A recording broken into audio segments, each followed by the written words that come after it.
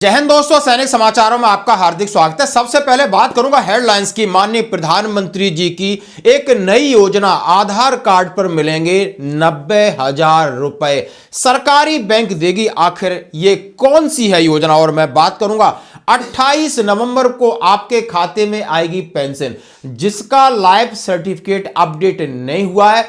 किसकी रुकेगी पेंशन, इसके बारे में बात करूंगा। और दोस्तों बात करूंगा कर्नल साहब से 56 लाख की ठगी। बिल्कुल दोस्तों, सही खबर, और आपको भी बचना होगा। और दोस्तों, फौजी का इकलौता बेटा, हाँ जी दोस्तों, एक जवान का इकलौता बेटा विंग कमांडर देश के ऊपर हो गया न्यौछावर। हाँ जी दोस्तों, कितना बड़ा दर्द है ये आपको सुनना होगा, समझना होगा। और दोस्तों, सैनिकों के साथ बड़ा हादसा, एक जेसीओ जवान हुए शहीद। तो दोस्तों, खबरें करते विस्तार से। सबसे पहले मैं बात करूंगा प्रधानमंत्री स्वनिधि योजना। प्रधानमंत्री स्वनिधि योजना, बिल्कुल दोस्तों, उसका विस्तार किया गया है। कैबिनेट बैठक में बड़ा निर्णय लिया गया है और इस योजना के तहत बेरोजगार लोगों को 90,000 रुपए की रकम मिलेगी। आप रेहड़ी वाले हैं, पटरी वाले हैं, छोटा बिजनेस करना चाहते हो, तो माननीय प्रधानमंत्री जी ने इस योजना का विस्तार किया है। खास बात यह है कि इसमें कोई डॉक्यूमेंट नहीं है। खास बात यह है कि इसके लिए कोई गारंटी वाला सिस्टम नहीं चाहिए। सिर्फ खास बात यह है कि इसमें कोई और डॉक्यूमेंट नहीं चाहिए, सिर्फ आधार कार्ड चाहिए।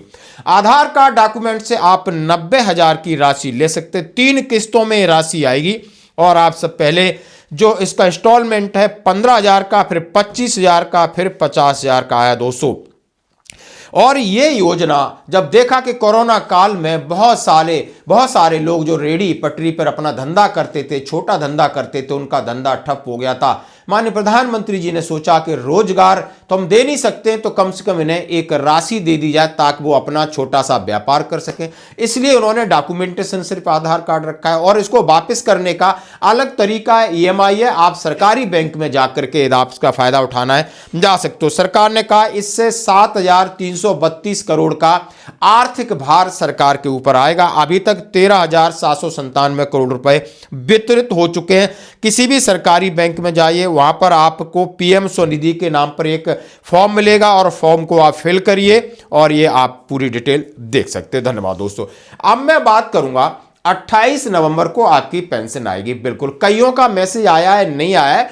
कल संडे था, आज अपना PCDA में कॉल करके आप बात कर सकते हो। लेकिन बात यह है कि क्या पेंशन रुकेगी, बड़ा सवाल होता है। यानी आपका यदि जीवन प्रमाण पत्र अक्टूबर में ड्यू था, 30 अक्टूबर तक ड्यू था, और आपका जीवन प्रमाण पत्र भरा नहीं गया है या गलत भरा गया है, तो आपकी पेंशन 30 नवंबर यानी जो 28 नवंबर को वो रुक जाएगी। लेकिन जिनका जीवन प्रमाण का अपडेट 30 नवंबर को ड्यू है, यदि उन्होंने नहीं भी भरा है, तो उनकी पेंशन नहीं रुकेगी। लेकिन आपने चांस और रिस्क नहीं लेना है। अपने जीवन प्रमाण पत्र को आप फिल कर दीजिए और एक बार वेरीफाई कर दीजिए, क्योंकि बहुत सारे लोगों ने बैंक में दे के आए हो, बैंक आगे प्रोसेस नहीं किया, तो प्रॉब्लम आ जाएगी। नहीं तो अपना जो कि आप लॉगिन करके, आपके पास ID है, पासवर्ड है, वहां पर जाकर के चेक कर सकते हो। यदि आपके पास मेल आया है तो उसमें सीधा लिखा रहता है कि नेक्स्ट आइडेंटिफिकेशन कब ड्यू है। यानी ये 2 काम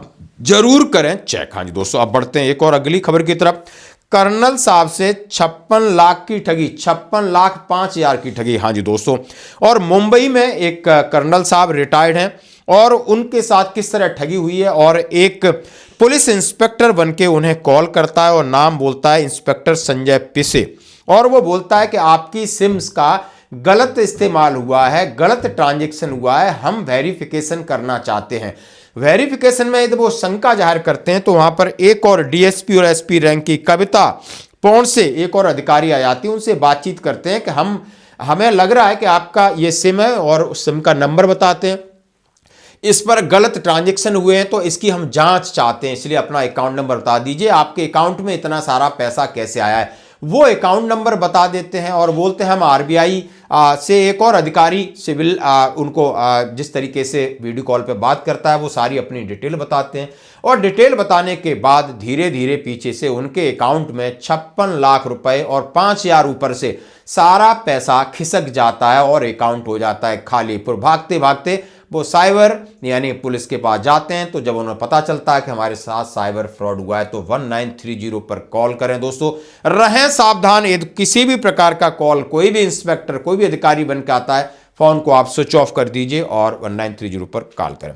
अब मैं बात करूंगा, हाँ जी दोस्तों, विंग कमांडर, हाँ जी दोस्तों, विंग कमांडर नमन स्याल साहब। नमन स्याल आपने देखा होगा दुबई एयर शो में देश के एक बड़े काम के लिए वो अपनी जान न्यौछावर कर दी। होनहार व्यक्ति, हाँ जी, उनके पापा भी एयरफोर्स से थे, बताया जा रहा है कोई आर्मी में है, नर्सिंग असिस्टेंट थे और इकलौता बेटा था। लेकिन उनकी वाइफ देख सकते हो, उनको कल अंतिम विदाई दी गई, छोटी सी एक बच्ची है। तो ये होता है हमारे सैनिकों का एक जीवन। लेकिन दुर्भाग्य की बात है, बहुत सारे सवाल उठ रहे हैं। कोई बोल रहा है उसके ऊपर लेजर अटैक किया गया था, बीबीसी कुछ कह रही है, दुबई के अखबार कुछ कह रहे हैं, डॉन कुछ कह रहा है।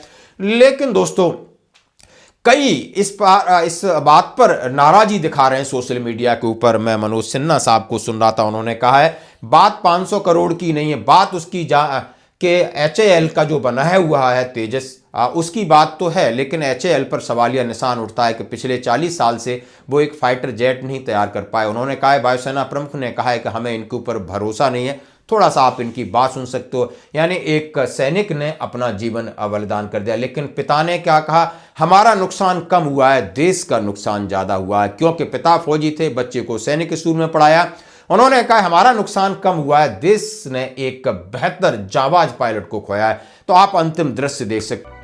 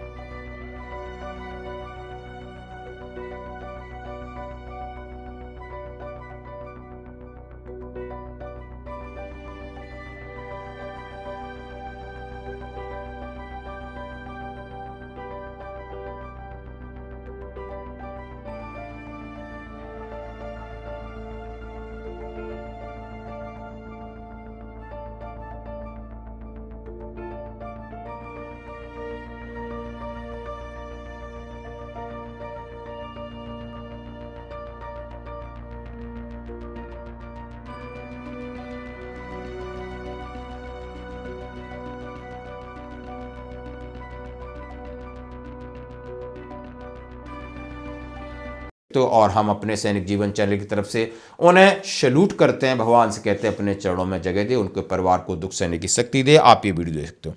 अब मैं बात करूंगा एक और बड़ा हादसा, जम्मू कश्मीर के पुंछ में हादसे में सेना का JCO और अग्निवीर की मौत। हाँ जी दोस्तों, जम्मू कश्मीर के पुंछ जिले में अलग अलग घटनाओं में एक जूनियर कमीशन्ड अफसर अग्निवीर की मौत हुई। अधिकारियों ने कहा शनिवार को यह जानकारी दी।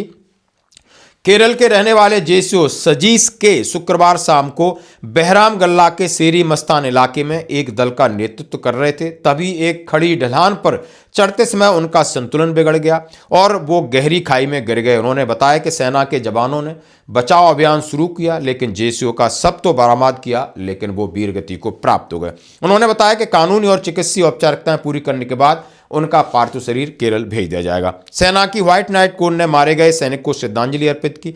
सेना ने कहा व्हाइट नाइट कोर के जनरल ऑफिसर कमांडिंग सभी रैंक के अधिकारी सूबेदार ऑपरेटर सजीस को श्रद्धांजलि अर्पित करते हैं, जिन्होंने 21 नवंबर को क्षेत्र में गश्त के दौरान सर्वोच्च बलिदान दिया। हम दुख की इस घड़ी में शोक संतप्त परिवार के साथ खड़े हैं। वहीं अधिकारियों ने बताया कि शनिवार को पुंछ के मेंढर में अग्रिम चौकी पर ड्यूटी के दौरान अग्निवीर, आप देख सकते हो, एक जवान है जिसकी सर्विस राइफल से गोली लगने से मौत हो गई है। जाइए जांच का विषय है, क्या उनकी राइफल दुर्घटनावश चली है या उन्होंने अपने आप अपना जीवन समाप्त किया। तो दोस्तों ये है आज की खबरें, बने रही हमारे साथ। धन्यवाद।